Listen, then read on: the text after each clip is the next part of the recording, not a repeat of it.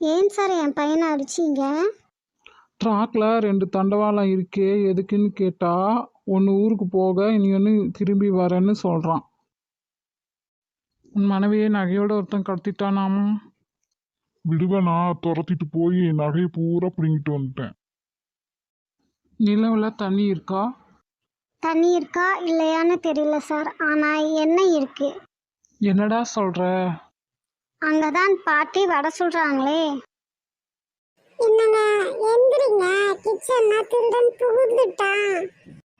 நீ செஞ்ச உப்புமா இருக்கு, கண்டிப்பாக சாப்பிடுவான். காலையில் ஹாஸ்பிட்டல் கூட்டிகிட்டு போகலாம், பார்த்துக்கலாம். இது சுமாராக உங்கள் வகுப்பில் எத்தனை பேர்மா படிக்காங்க?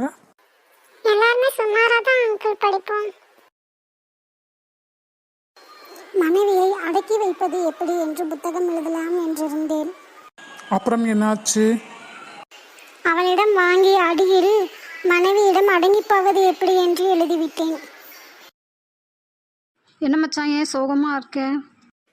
ஒன்றும் இல்லை மச்சான், உன் தங்கச்சியோட ஃப்ரெண்ட்ஸ் எல்லாம் வந்திருக்காங்க, அதான் பேசிகிட்டு இருக்காங்கன்னு நான் வெளியே வந்தேன் மச்சான்.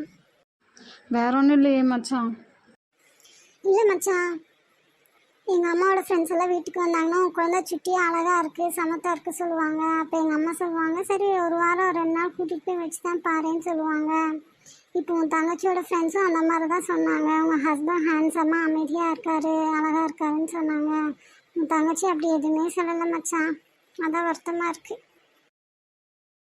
வீட்டில் இந்த எல்லாத்தையும் திருடன் கொண்டு போயிட்டானா?